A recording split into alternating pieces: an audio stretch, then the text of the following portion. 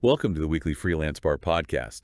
I'm Scott, and with me today is Sarah, and we are ready for another deep dive into the wild world of tech. Hey everyone, I'm super stoked about today's news because we've got everything from AI shenanigans to billion-dollar mergers. Oh yeah, this one is a doozy. Buckle up, because things are about to get interesting. Totally. So first up, let's talk about the drama unfolding in the open source world.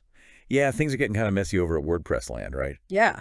Automatic, the company behind WordPress.com, just drastically slashed their contributions to the main WordPress project. Yeah, it went from almost 4,000 hours a week to like a measly 45. Right, like what's going to happen to all those updates and security patches we all rely on? Exactly. So Automatic is pointing fingers at WP Engine, Another big name in the WordPress world. saying they're basically holding WordPress hostage, diverting resources and stuff. Yeah, and there's a legal battle brewing, which makes the whole thing even more complicated. So is this a power struggle then? Like, isn't open source supposed to be about anyone contributing? Well, in theory, yes. But in practice, certain companies hold a lot of sway. And when they butt heads, it impacts everyone. Even Matt Mullenweg, Automatic CEO, is raising concerns about WP Engine's influence. Yeah, it's like a tech soap opera unfolding. Okay, let's lighten the mood a bit and talk about some fun AI stuff. Fun AI stuff. I like that. Okay, so WhatsApp is hopping onto the AI train by testing a dedicated AI tab right there on the home screen. Oh, so you're telling me I can have like AI tools at my fingertips while chatting with friends? Exactly. Think AI-powered chatbots, instant summaries of long messages, even help with generating those creative text formats. No more writer's block for birthday messages, then sign me up. Right, but it's in beta testing right now, only in a few countries and languages. Ah, bummer. But if it's a hit, we might see this popping up everywhere. Yeah, most likely. Okay, switching gears a bit, Google's also been making moves in the AI and open source realms. Oh, right. They launched that Supporters of Chromium-Based Browsers Fund. Yep.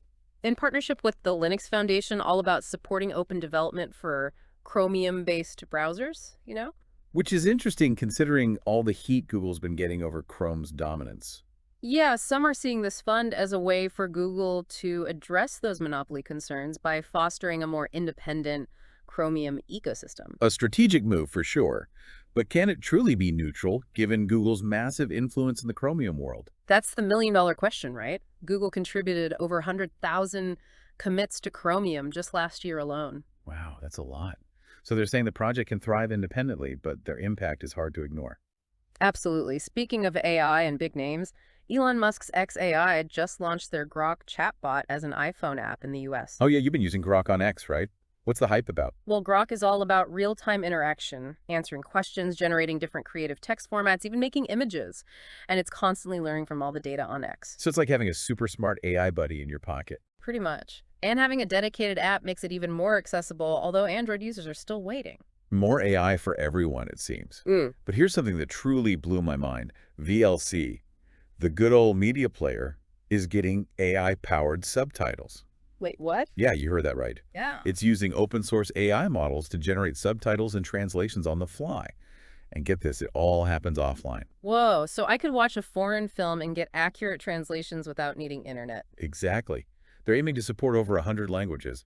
Talk about accessibility. That's game-changing. I remember the days of struggling with dodgy subtitles. This is a whole new level. Right. But how accurate can offline translation really be? That's what I'm wondering. Well, offline AI models have come a long way, but they're not perfect yet. It'll be interesting to see how VLC tackles the challenges of accuracy and nuance. Yeah, for sure. Okay, last bit of news before we wrap things up. Meta is now testing eBay listings within Facebook Marketplace. Interesting. This is happening in the US, Germany, and France, right? Yeah. And it's a direct result of that EU antitrust order.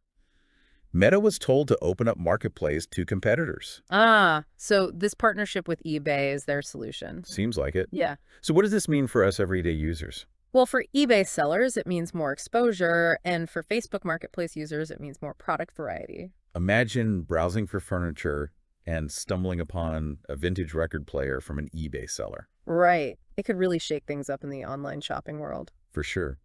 And finally, in a truly massive move, Getty Images and Shutterstock are merging. Yeah, a $3.7 billion deal. Talk about a powerhouse in the visual content world. Right, and with all these AI image generators popping up, the timing is quite interesting. Yeah, how will this merger navigate this new era where anyone can create images with a few clicks? It's a big question. Absolutely. Seems like the tech world never stands still. Uh-huh. What stood out to you the most from all this news? Honestly, it's hard to choose. There's so much happening. But that's all for this week. Remember to follow us on YouTube, Bluesky, and X.com for hourly news updates. Stay connected Until next time, stay curious. and keep on creating. Yeah.